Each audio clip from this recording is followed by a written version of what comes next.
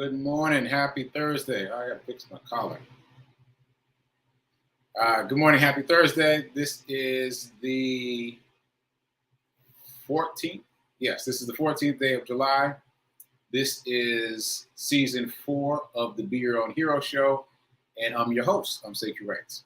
HERO is an acronym that means helping everyone reaps optimism. In other words, helping others helps you. It's a reciprocal action. Again, I'm your host, sekouwrites. I'm a professional creative. I do a lot of different things. I'm primarily, I would say, an author, a journalist, and a writer. That said, I'm also the creator of the Hero Ministry Movement, which is my effort to uplift and inspire people in general and the unhoused community in specific. That collar drives me crazy. I think I'm just going to take the blazer off today. Anyway, join me here Monday through Friday, 8:45 a.m. Central Time. Do your math for your local time zone, and you can listen to me talk about my journey of becoming my own hero. Shout out to New Thought Media Network for allowing me the space and the opportunity to talk about my journey. And that said, meaning New Thought Media Network is a 501c3 nonprofit. Please donate to them. Your donation is tax deductible. And let me just run their ad so you can find out more ways and reasons to donate. Here we go. On behalf of everyone at New Thought Media Network, thank you for being a member of our virtual family. Your financial contributions help share the New Thought message with people from around the world. Please visit and contribute at www.ntmedia.org/donate. New Thought Media Network, come be you. And please like, share, and subscribe. Until next time, peace and blessings. Okay, shout out to New Thought Media Network once again, and let's get into it. There's a lot of things I want to talk about, so I think today is going to go fast. Sekou Hero Charity Run. Today is day 409. I've been running every day, at least a mile a day for now, 409 days in a row. And let me play today's run report. And then I've got a little bit of information about a spirit animal. Well, if you watch closely, you'll see the spirit animal. So let me know if you see it. If you see the spirit animal in the video, drop it in the chat, and then we'll talk about it. Here we go. Hero Charity Run, day 409. Feeling a lot better today. I've been running every day, at least a mile a day for now, 409 days in a row. This is the Sekou Hero Charity Run. We are on mission. We are raising money for Back on My Feet nonprofit. They help the unhoused community better their lives by teaching them how to run. Very excited about their product offerings, their service, what they do for the unhoused community. So help me, help them. My goal is $3,650, which I want to raise, which I will raise by the end of this month, July. So please go to the link in my bio and donate, or go to herocharityrun.com. That's herocharityrun.com. Let's go. Part 2, run report. I'm just trying to get my miles back up.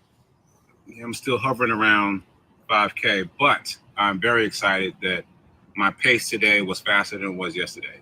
It's not fast. It's not my normal pace, but it's faster than it was yesterday. It started off really slow and then crept up. So I'm happy for that. And you guys celebrate the small wins because they give you the confidence to push for the big wins. So right now, that's what it is. I'm going to get to these miles soon. I'm getting there. I'm getting there. Hold me accountable. Later. Okay, so no spirit animal. No spirit animal. I realized as I was playing it that the spirit animal is in the other video.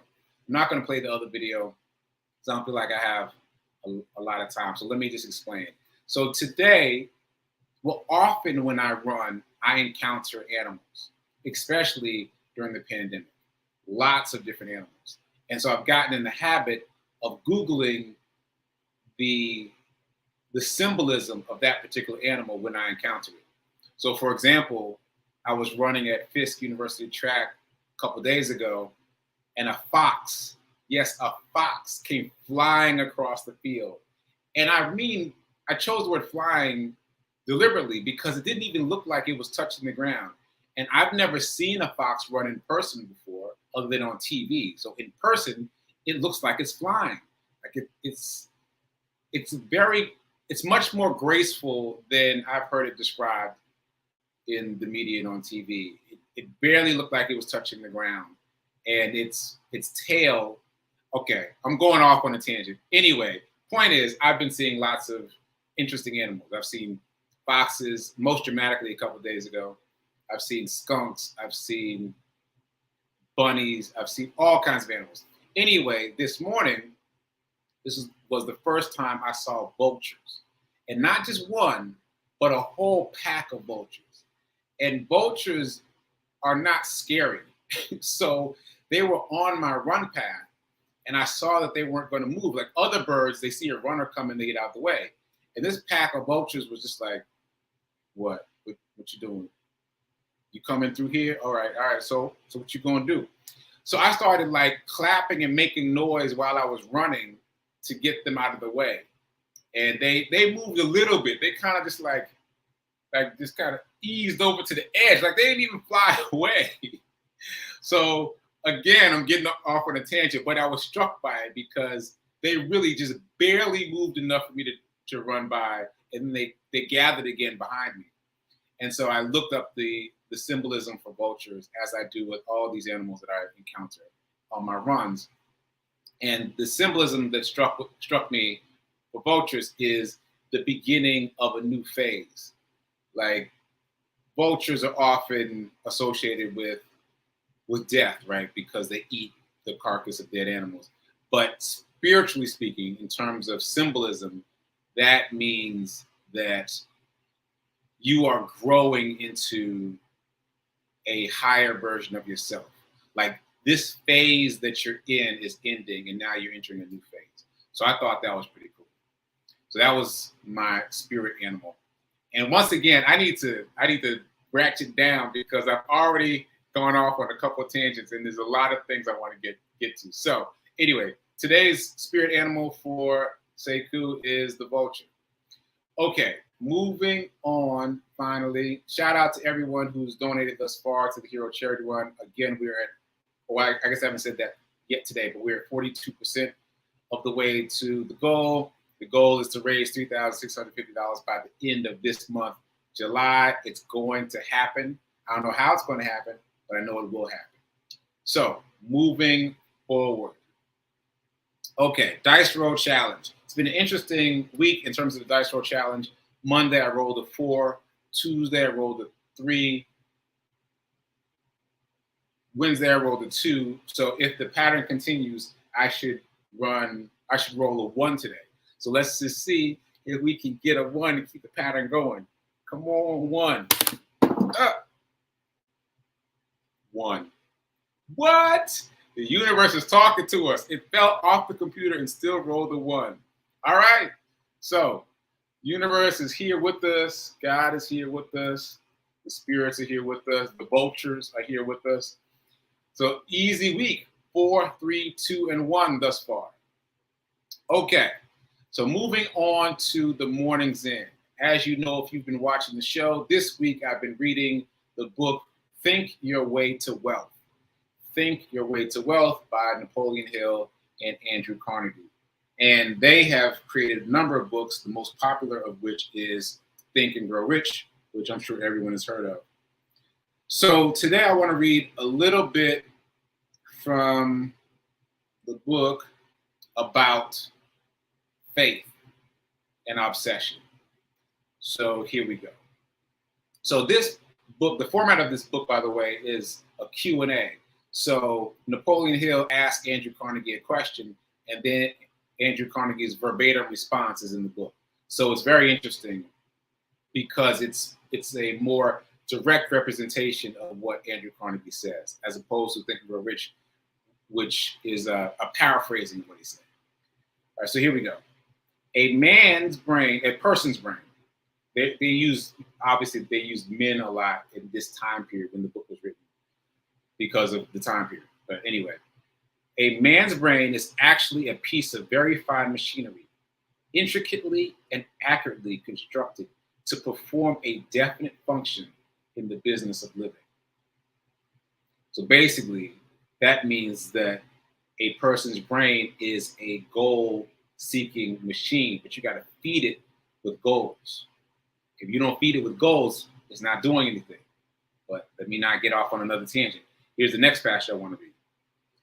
Faith is the master gate through which an individual may give his brain full and free access to the universal power that operates it. In other words, faith unlocks the power of the brain. Next passage. Only those desires which take on the proportion of an obsession, a burning desire, will open that valve widely.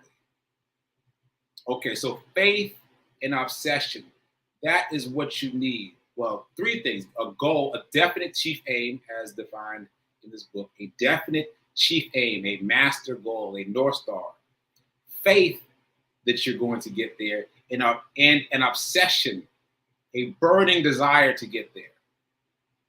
Goal, faith, obsession. Goal, faith, obsession. So you've heard me talk about this show, The Food That Built America. If you've been watching the show this week, you've been hearing me talk about this docuseries called The Food That Built America. The Food That Built America. It is fascinating, and I can see this embodied in every single story, every single success story about these huge conglomerates that we just take for granted now. They were started with a specific goal, faith, and obsession. The people who created these brands were obsessed about building these brands to their biggest possible potential. And we hear obsession, at least for me, it tends to have a negative connotation. But the point of this book and other books like it that I've read is that obsession can, and if used accurately, is your gateway to your success. Like, just wanting it isn't going to do it. Everybody wants it. Everybody wants a better life. Everybody wants money. Everybody wants success. The difference between wanting it and achieving it is getting obsessed. Stop being interested and get obsessed. That's the difference. Moving from being interested in being rich to obsessed with being rich. And I know right now there's people, right, you're out there right now pushing back against that word. Listen, it's not my word. I'm just telling you what Carnegie and Hill and all these other people have said. They're saying that it's got to be a burning desire. It can't just be a desire like, oh, I want to be rich. Yeah, that's just a wish. You've got to back that wish with action and emotion, and then it becomes something else. I highly recommend The Food That Built America. I'm learning so much about these brands that we all know. And because we know them so well, it's easy to not think about what it took to build them. Like, McDonald's is just McDonald's. But when you hear the story about how McDonald's became McDonald's, how Burger King became Burger King, how the McNuggets were invented, like, you will be shocked. So go check it out. Last thing I'm going to say about this, because I keep going off on these tangents, but last thing I'm going to say about this, did you know that the McNuggets to this day are in shapes? They're in 4 shapes. To this day, there are actually 4 shapes of physical things, of items that exist in the world, not random shapes. I give you one. You find the other 3 on your own. One of them is a boot, a cowboy boot. Next time you get chicken McNuggets, if you eat chicken McNuggets, look closely. They are always produced in 4 shapes. All right, watch the show. Anyway, when you watch the show, you will see what I just read from Andrew Carnegie and Napoleon Hill exemplified. You got to have a goal. You got to have faith.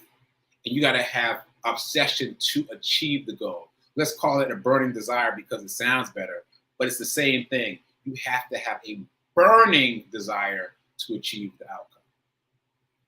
Okay, So all that said, I want to move on because I want to talk about money. There's so much to talk about today in terms of wealth and abundance. I am continuing to update the affirmation.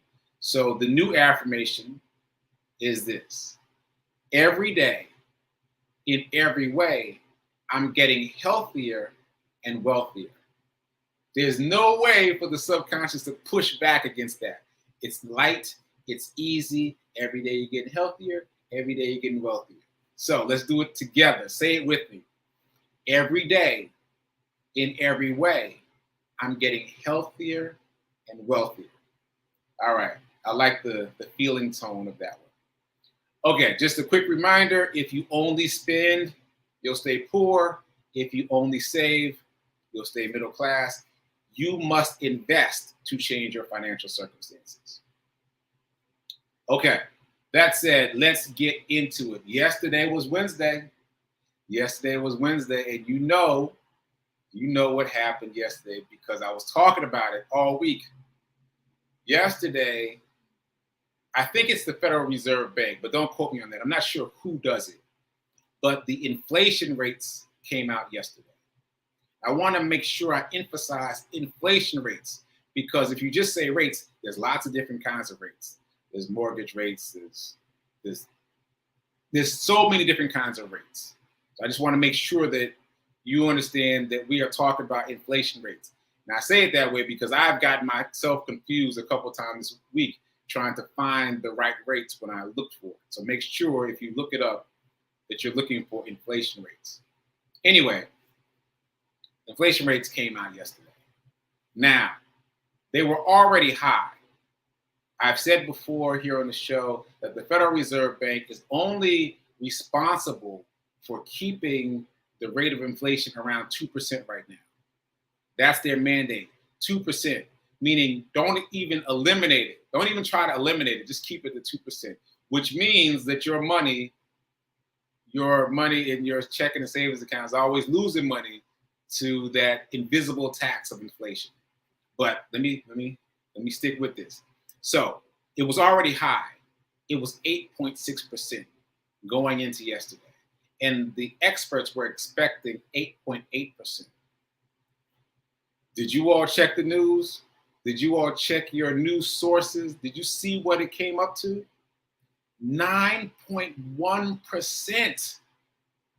I mean, in my mind, that's just 10. That's just 10%. Like, what?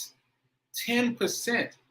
Now, if you saw it on the news, I don't even watch the news anymore. And if you've watched this show for a long time, you understand why.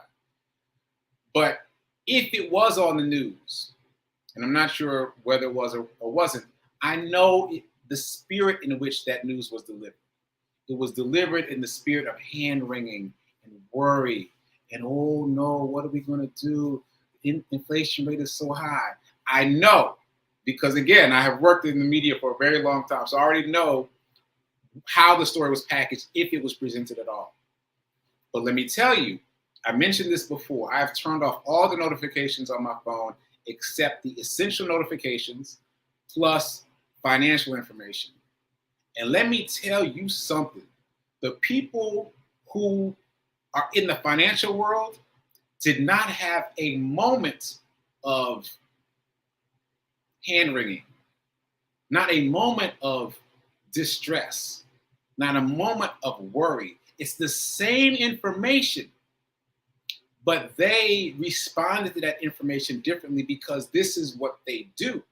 And they're people like you and me, but their mindsets have been shifted by the information that they have. So where people like you and me that might just be watching the news and say, oh no, what are we gonna do?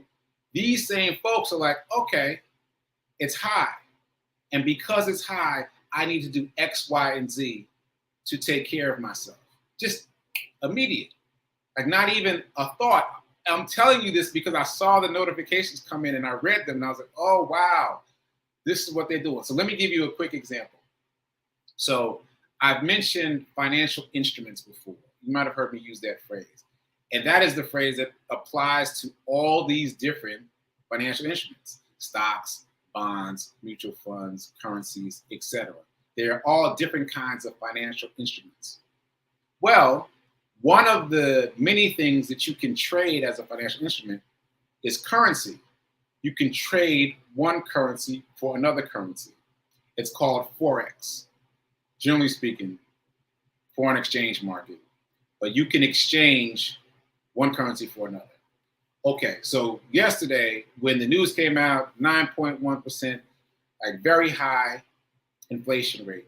So that means that the dollar is going down because, as we've said before in the show, inflation is an invisible tax. It erodes, it devalues the value of your dollar. So you could still be holding a dollar bill, but now that dollar bill is worth 9.1% less, right? 10%, let's just call it 10% less, right?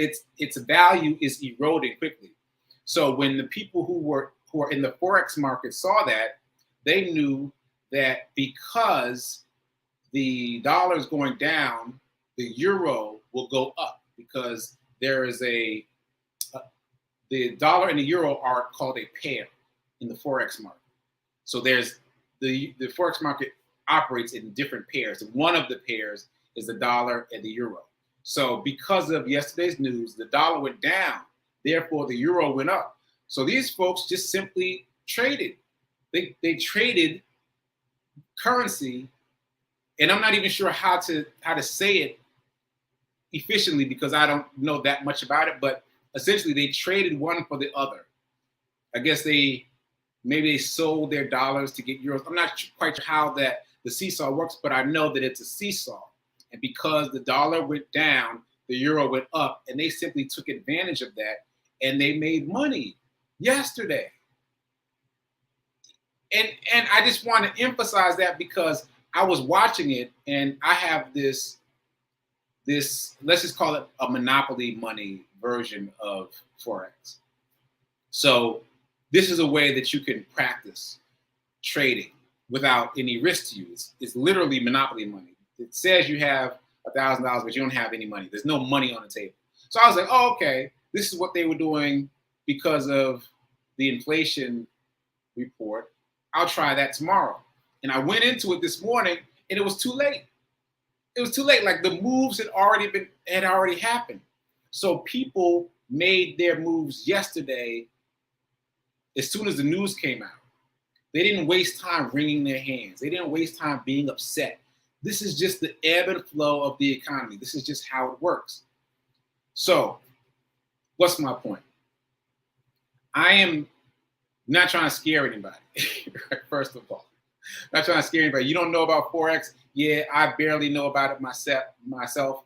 But the point is that if you build your mindset to embody financial information, if you become financially literate, then the way that you react to the same information is forever changed.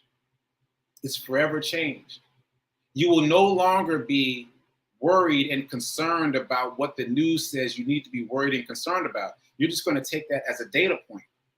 That is a data point. Okay, the Fed says new inflation rate is 9.1%. That's high. That's high, and so what do I do? What are the steps I take now to ensure my financial future? That's what people are doing every day, and that's what we need to do too. So that's a pause. That's a pause, and I'm going to move on to something else. And I'm going to say that for those of you that are interested, there are these apps on your phone that allow you to play with monopoly money, both in the stock market and in the Forex market. So they're called different things. They're sometimes called demo accounts. Sometimes it's called paper trading. Those are the two terms that I know well, but it's essentially what I described. It's a monopoly money account where they give you a fake $10,000 and then you can trade, quote unquote, in the markets to see what would happen if you would actually put money in the market.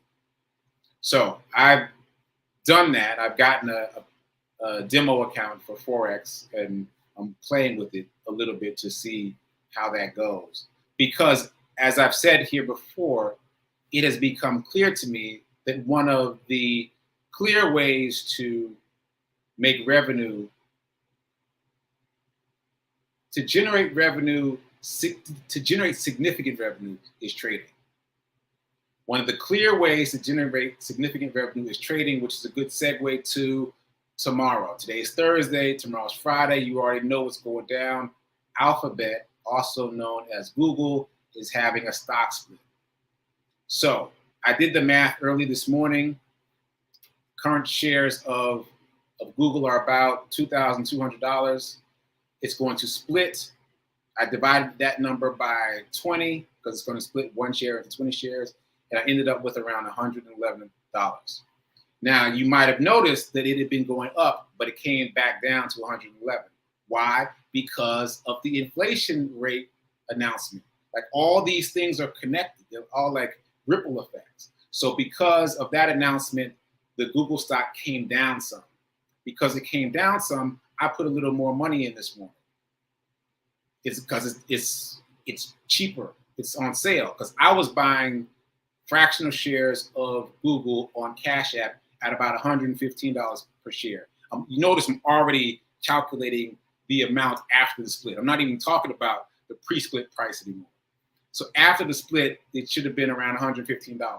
So now it's down around 111. I put a little more in, and if I did my calculations right, I should end up with 3 shares now instead of just 2 shares tomorrow. Regardless, you need to know what you're doing. So if you have not done anything yet, here's the quick and dirty. Tomorrow, Google is going to split. 1 share will become 20 shares. It's just like the same size pizza, but it's divided up into smaller slices. You can therefore buy in now and get a share automatically when the stock splits. If you want to do that, you want to put in at least $111 based on today's math. I would overestimate and say like 125 on a fractional platform like Cash App or Robinhood, or I think Webull also offers fractional shares. So if you put in like $125 today, tomorrow when the stock splits, you'll automatically get a share and you'll be in before the feeding frenzy that happens tomorrow. Because when the share price comes down tomorrow from $2,000 to $111 or wherever it ends up being, there's going to be a feeding frenzy. All these people who could not afford to buy a share at $2,000 are going to jump in to buy one at 110, right? So you want to be in before that because your share will go up in value because so many people are jumping in. And it should continue to go up in value over the next year or so. Over the next year, it should be up by about 25%. Now, again, none of these figures are coming from me. I am simply repeating what I have read and studied. And this is all theoretical is not quite the right word because it has been proven over and over and over and over again.